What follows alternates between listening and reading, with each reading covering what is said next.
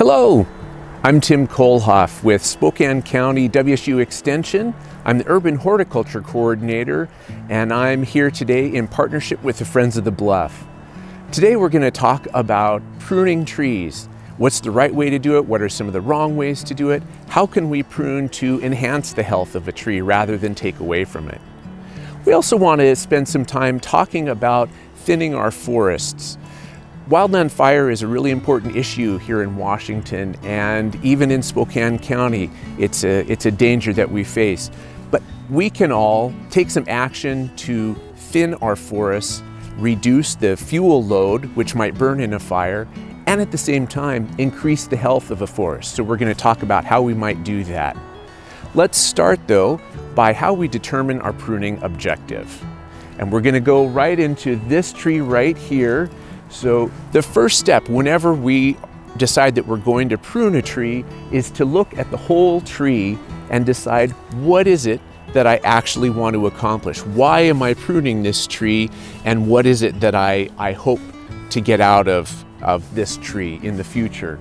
So looking at this one, this doesn't need a lot of pruning, but because we're out here in the woods and because we're worried about the potential for fire, the pruning we're going to do on this tree is we're going to take some of the dead branches out. It's always good to take dead branches out of a tree.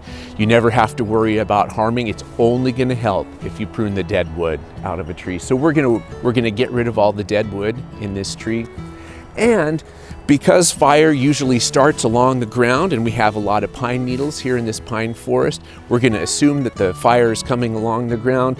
We want to take some of the low limbs off that might catch on fire if we were to have a fire coming along the ground here. So we're going to maybe take the lowest branches off, and then we're going to leave this tree alone because it doesn't need a lot of pruning. Sometimes, because people ask me about pruning a lot, sometimes people will say, how much should I take off? And I don't know if they always like my answer, but the correct answer is take the absolute minimum amount from a tree that will allow you to achieve the objective or the goal you have for pruning that day. You don't have to take a certain amount off every year, and there's a misunderstanding out there that if I don't prune a third of my tree that it won't be healthy. That's not the case at all. And we're gonna, especially with this pine, it doesn't need very much taken off of it, so we're not gonna get anywhere near a third of the tree.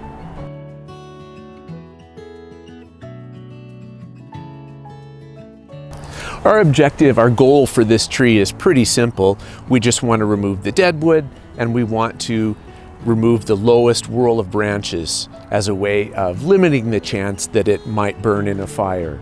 So we do this with some pretty simple tools. We have our hand pruner, we have our saw. I'm just going to remove the dead wood, and I'm going to remove those lowest branches. When we're pruning with the hand pruner, you always want to prune back to a side branch, and so I'm going to demonstrate right here. If we were removing this branch here, and we're going to remove the whole thing, but if I were removing just this, I would always find the branch that it goes back to. I would prune right there, just outside of this where it joins. We want to make a good pruning cut, and we don't want to leave stubs. Stubs don't help the tree at all. In fact, they're an opening for disease and decay, and so we want to make sure that we make a proper pruning cut. I'm going to go through this tree and prune the dead wood and prune these lowest branches off, and I'll show you how to make a proper pruning cut both with this and with our saw. So, dead wood is easy enough. As I said earlier, it doesn't matter how much dead wood you take off, it's only going to help the tree.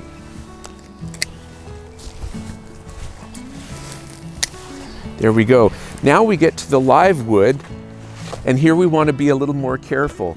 There's a part of our branch anatomy I need to explain in order to help you make a proper pruning cut.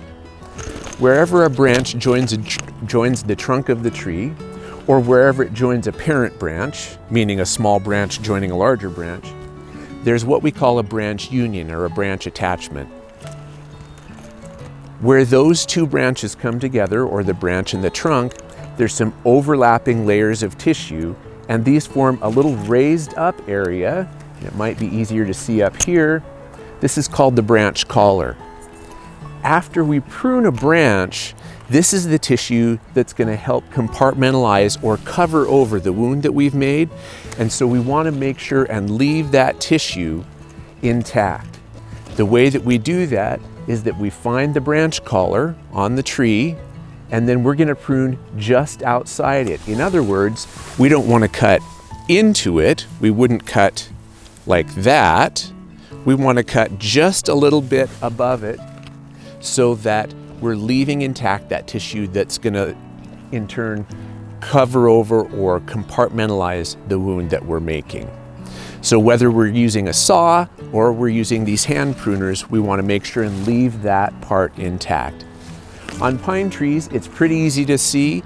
The collar is usually really close to the trunk, and so you're less likely to do injury when you're pruning these. It's still important to look where you're pruning and make sure you don't cut into the trunk, because we don't want to leave an injury there. All right, with the saw, we use a slightly different technique. We're still going to stay outside the branch collar, but when we're pruning larger branches, and these are small, but I will demonstrate here, we're actually going to use a 3-cut method to make a cut. So our first cut is going to be what we call the undercut. We're just going to cut no more than 1/4 to 1/3 of the diameter of the branch here. And the reason we're doing that is that when we make pruning cuts on trees, sometimes the branch starts to fall and it creates a tear in the bark. And we don't want that tear. That tear is going to leave a wound. By making that undercut, we're severing that tissue, and we're going to prevent that tear from happening. So our first step is the undercut. Our second cut is the through cut, and we make it just up the branch, just farther away from the trunk, so that we just make it farther up the branch from the undercut, so that we're not cutting on the trunk side, but on the branch side of the undercut. We're just going to cut all the way through. That's why we call it the through cut. Now we've left a stub here. We don't want to leave stubs, because as trees compartmentalize and as they cover over the wounds they make, that starts from that branch collar we just talked about. If I left this stub here, that tissue would have to grow all the way up the side of this stub, and that would delay that process, in this case probably by a couple of years. So now we're going to make our final cut. We're going to make it just outside the branch collar, and this is the one that counts, because this is the one that's going to leave, hopefully, a really clean cut on our tree, one that's going to compartmentalize or cover over effectively and easily within a year or two.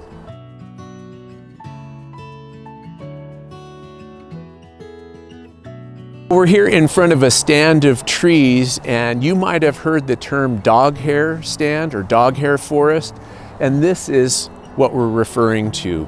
I think the term came from trees growing as close together as hair on a dog, and so you can see a lot of trees packed into a very small area here. Now, one thing about all of these trees is that they're competing with each other. There's only so much nutrient in the soil, there's only so much water, and there's only so much sun that can make it through the shade of the larger trees. And all of these trees here are competing for that same set of water, nutrients, and sunlight. So even though this is hard for most people to think about, killing a tree or taking a tree out, it actually will improve the health of the remaining trees by doing that. And it does that in a couple of ways. First of all, when we thin a forest, thin a stand of trees like this, we're reducing the competition, so we have fewer trees competing for the same number of nutrients, and that means that the remaining trees are going to get those nutrients, the water, the sunlight, and do better. We're also, when we thin the trees out, we're able to do some assessment on which trees are the stronger trees. Some of the ones in here may have disease already, they may have some insect damage, or there may be a defect in the trunk that's going to make that a weaker trunk overall. And so by going through here, we can weed out some of the trees that are not as strong as the others. And then, again, we're leaving more of the resources for the trees that remain. We don't want trees to be so close together that their branches are overlapping like this. So we want to prune for space between trees. There's a couple reasons for that. Partly, it goes into talking about the battle for resources. The other part is that if this area were to burn, if a fire were to come through, this is a kind of an area where we'd have a lot of trees so close together that the fire would move easily from one to another. Now we're going to assume, hopefully, that the fire is coming through and it's creeping along the ground, burning the pine needles and all of the dead material that are in any forest. But when they get to these trees here, now we've got a lot of low branches and we've got some very small trees here. And this is a way that the fire can now jump from the pine needles up to the dead branches and move its way up the tree into the canopy. Once it does that, it's really easy for the fire to spread to the other trees nearby and for this whole stand to burn.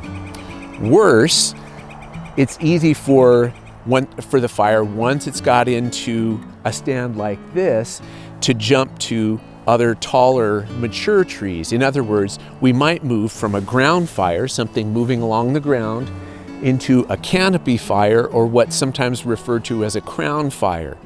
Crown fires are the ones that you see most often on TV, the ones that are the most intense, the ones that cause the most damage, the ones that are the hardest to fight for firefighters.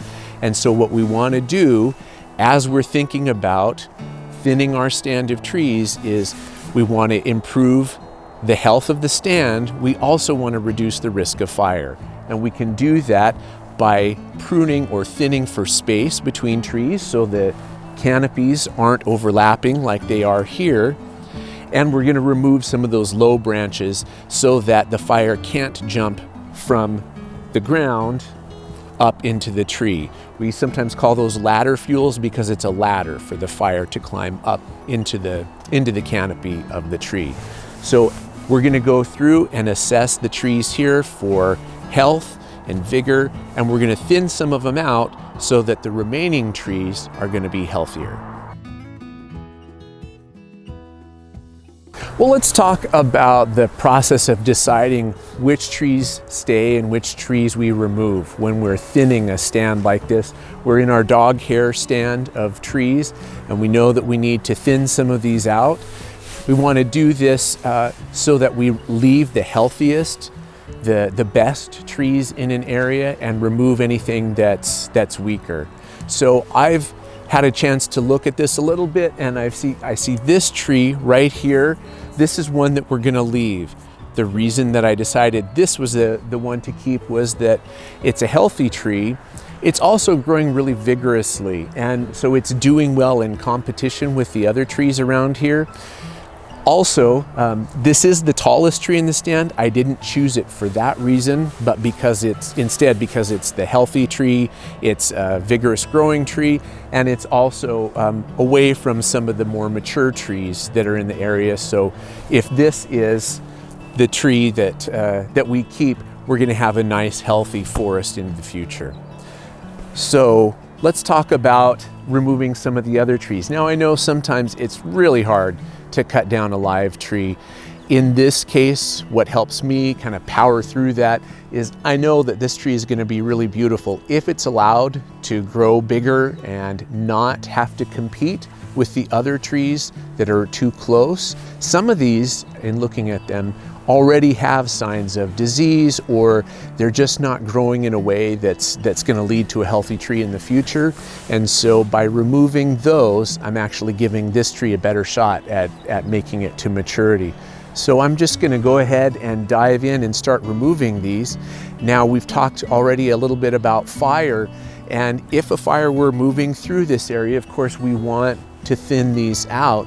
We don't want any of the trees whose canopy is overlapping our main tree here to stay. The reason for that is if one of these was to catch fire and they're this close, the fire is going to easily move from one to the other. So we're going to thin these trees to have some distance around our tree that we're saving so that fire can't easily jump from a nearby tree to this one.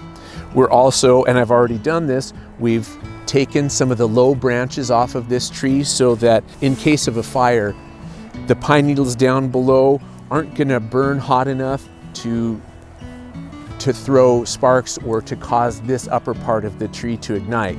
I've left a dead branch there. We'll just get rid of that. We want to clear all the dead branches out of the tree, and then we removed some of the lowest branches. But now I'm going to start thinking about thinning around this tree, and so anything that's growing too close to it is one that I'm going to remove. Even if it's a basically healthy tree, we're trying to do this so that we have fewer trees but healthier ones, as well as reducing the risk of fire.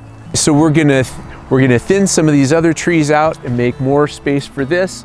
I'll just kind of dive in here, and we're gonna remove this tree because, as we saw, this one, the canopy is overlapping, and we don't want anything that's touching this tree or that could potentially spread fire. So anything that's touching this, our tree to save, is one we're going to remove. So I'll just take this one out.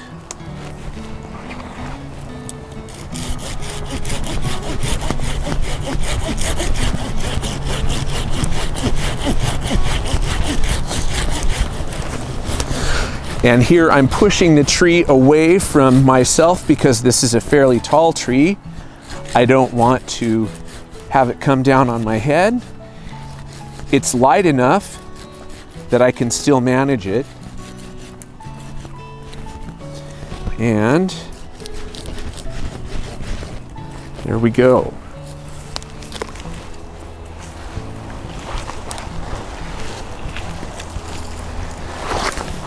Now we're going to come back later and clean this up. If we were to leave all of these cut trees on the ground and not chop them up or remove them, we might actually be increasing the danger of a fire, and we sure don't want that.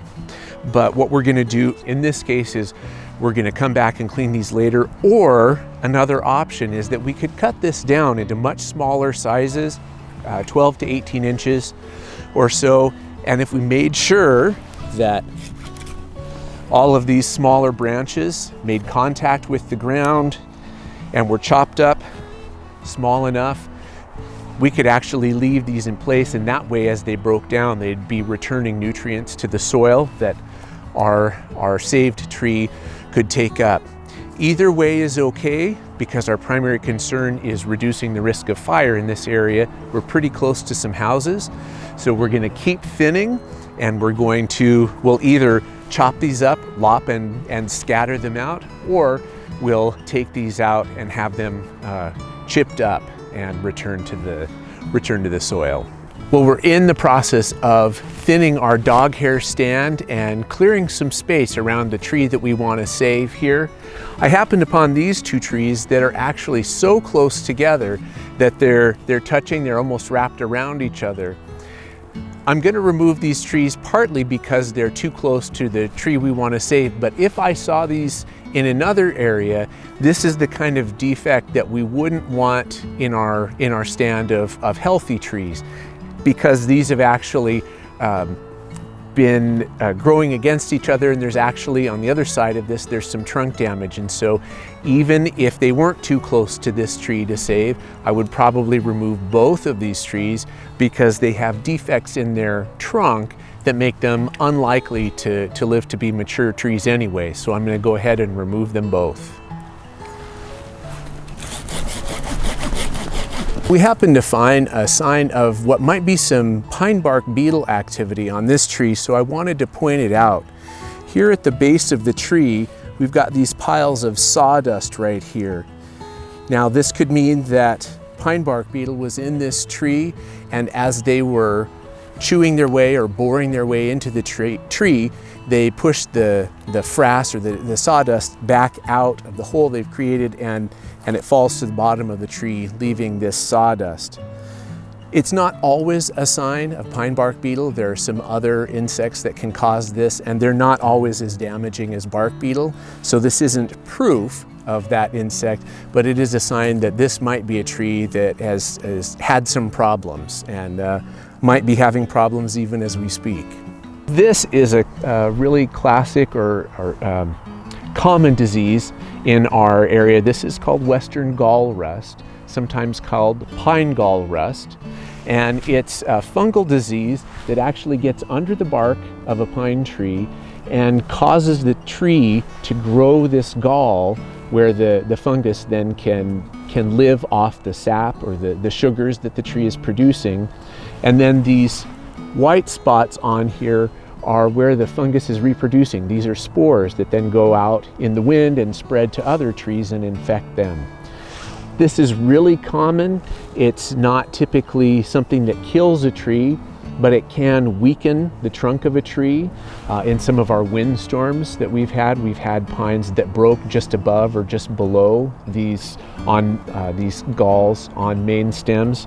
On this tree, because we're thinning, this is certainly not going to survive to adulthood. In fact, I think this tree is dead now, but we're going to remove it because we don't want this fungus in the area, and we don't want a tree infected with it to be one of the trees that stays. So we're just going to cut the tree and get it out.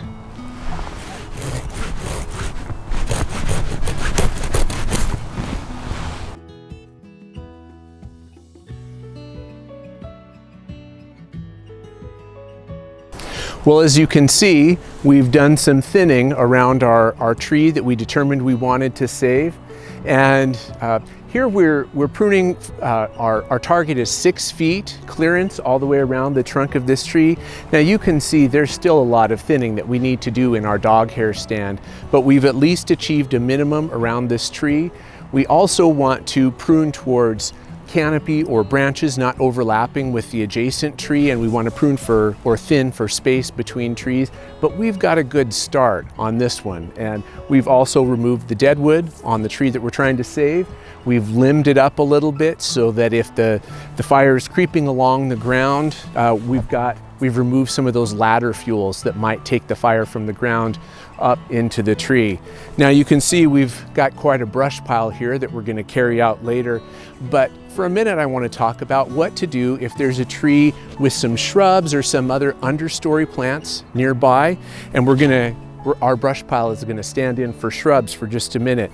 If the fire comes along and it starts to burn in this pretend shrub right here, keep in mind that the flames can jump 3 to 5 times the height of this pile up into the tree. So if this were a shrub and we were wanting to keep it, we would want to prune our branches up even higher, because this is not more than 3 to 5 times the height of this pile that I'm standing on.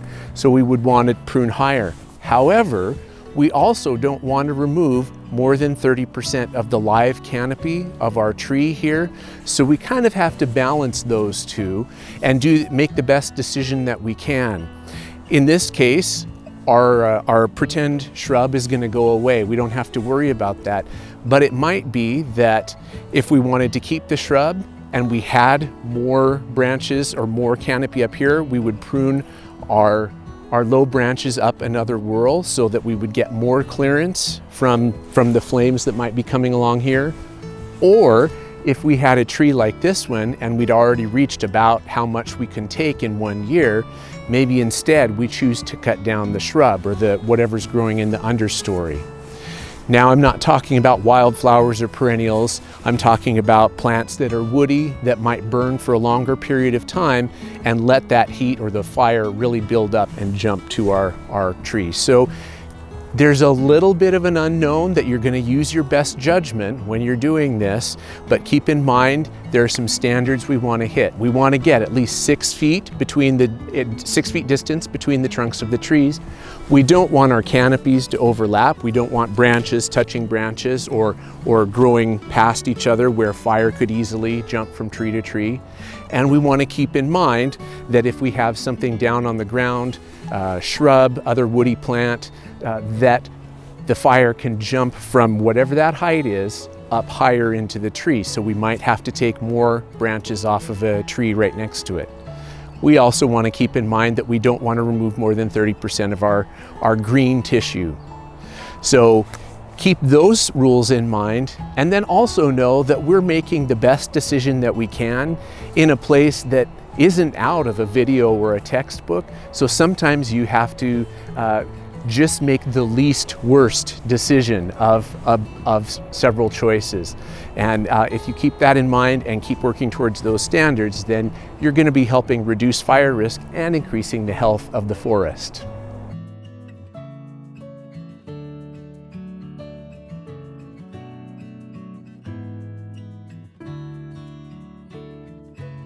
So I'm standing here in an area where some thinning has already taken place, and you can probably see in the camera angle, we've got some stumps here on the ground where trees have been removed, and we've created more space between the trees that remain. So we worked towards 6 feet or nearly 6 feet between the trunks of the trees.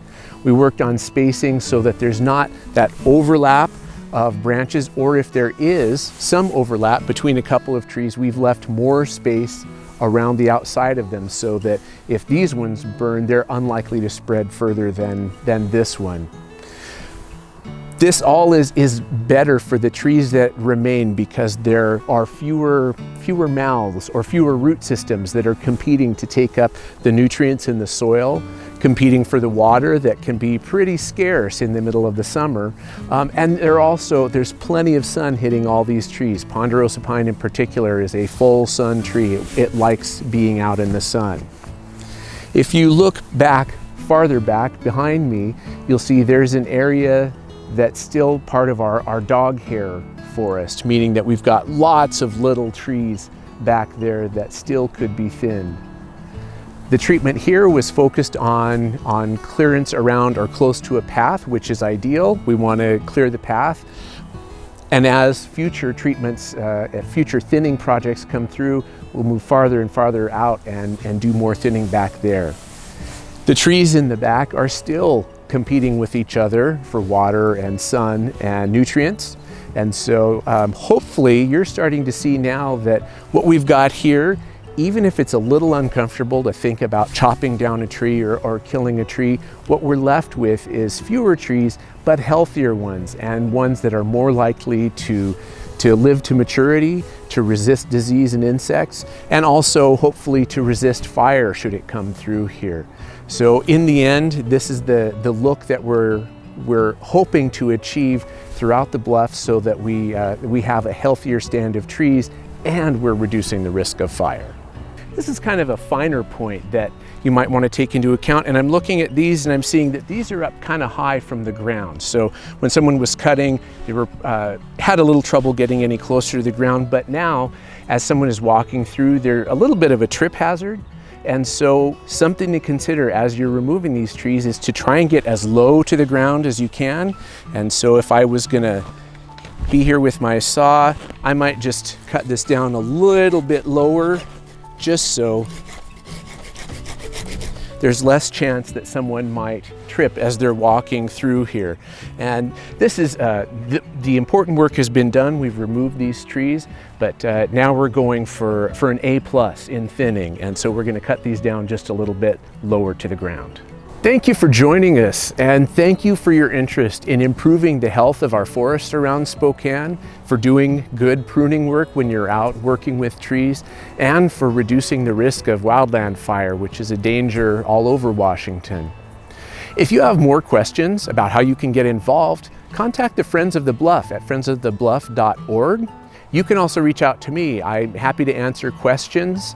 I'm at WSU Extension, and we answer questions not just on pruning trees or on forestry, but on all sorts of gardening and landscaping topics. Thank you again for joining us.